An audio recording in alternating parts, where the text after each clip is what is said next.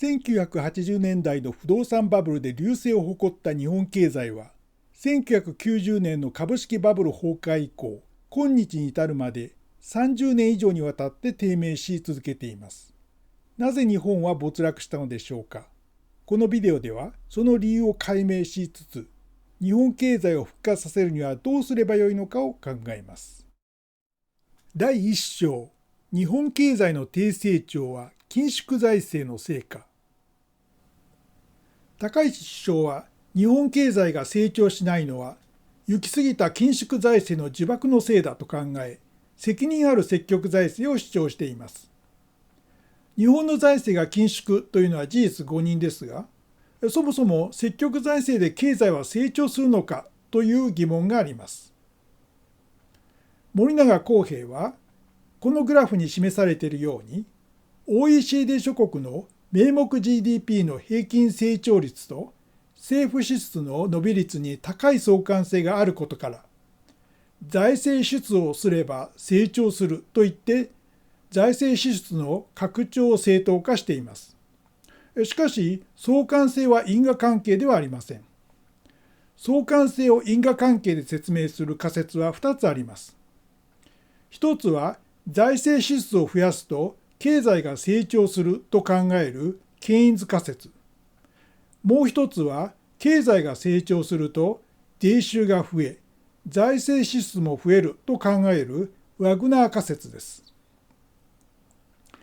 1960年から2010年にかけての1人当たりの実質政府支出と1人当たりの実質 GDP を自己会計分散遅延境界検定で調べたところ、ケインズ仮説は長期的には成り立たないけれども、ワグナー仮説は長期的に成り立つという結論になりました。経済が成長した結果、財政支出が増えたのであって、逆の因果関係は少なくとも長期的には成り立たないということです。では、なぜ財政支出の拡大は経済を成長させないのでしょうか。それは財政支出の効果は財源確保のコストによって相殺されるからです。すなわち景気を刺激するために国債を発行して財政支出を増やすと、実質利子率が上昇し、民間の資金調達を圧迫するクラウディングアウトが発生します。買いオペなどの金融緩和によって金利を低下させられますが、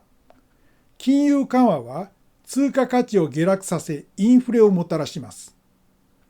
インフレは債権者である国民から債務者である政府へと富を移転させる一種の税金です。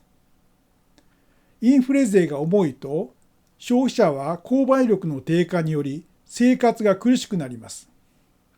その結果、経済成長を抑制することになります。財政支出の拡大だけでなく、減税でも同じ結果となります。故に、緊縮財政と比べた積極財政の効果は、プラスマイナスゼロなのです。第2章、何が日本の経済成長を妨げているのか。長期的観点から積極財政が経済を成長させないのなら、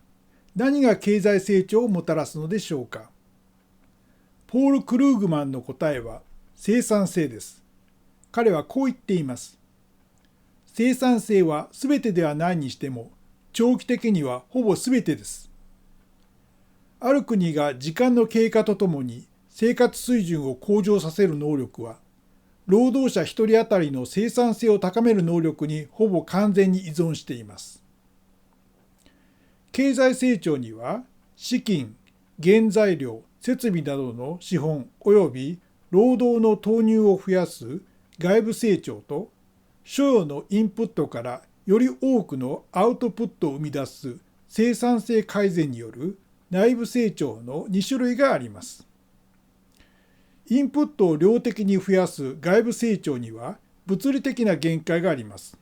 それゆえ長期的には生産性の向上による内部成長が経済成長のほぼ全てになるとクルグマンは言うのです。ところが高市政権が成長戦略と称して力を入れているのはインプットの量的増大です。戦略17分野に公的資金を投入し、少子化対策の強化で労働者を増やし、さらに1人当たりの労働時間も増やそうとしています。高市首相は自民党総裁選で、全員に働いていただきます。馬車馬のように働いていただきます。私自身もワークライフバランスという言葉を捨てます。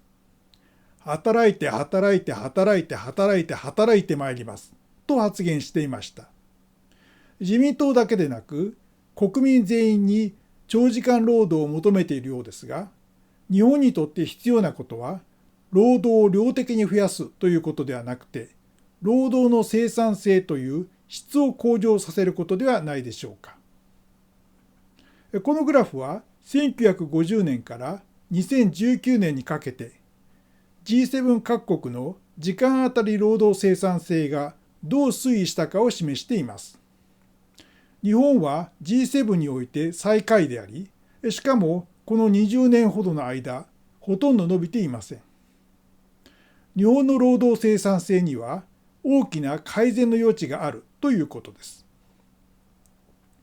日本は労働生産性が低いのにもかかわらず、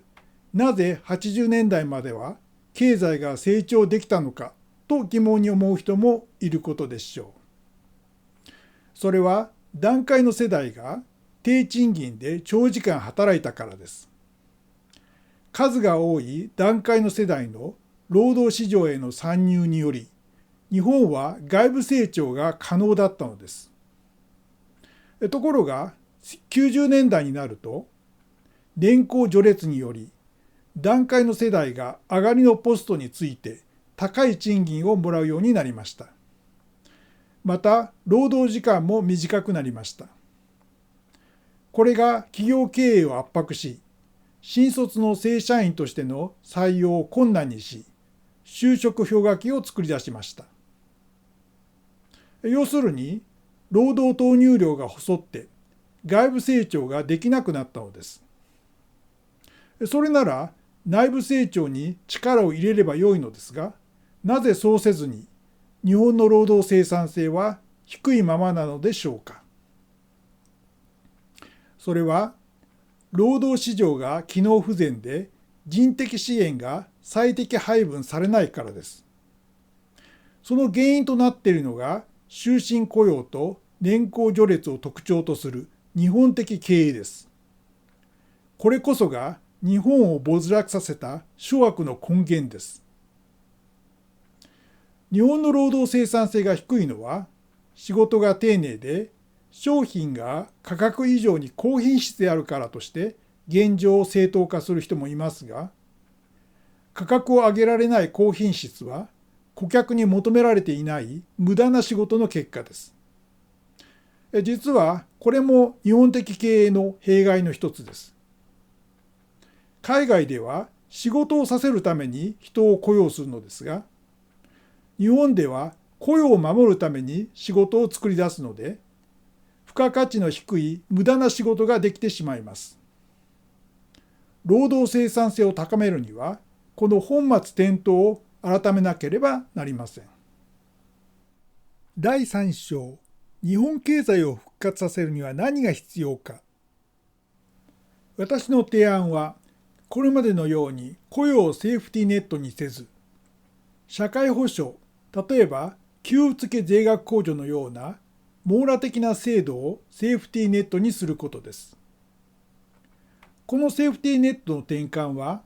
雇用と仕事の性格を大きく変えます。すなわち、雇用のための仕事が仕事のための雇用に変わるということです。そして仕事のための雇用ということは、仕事がなければ雇用もないということですから、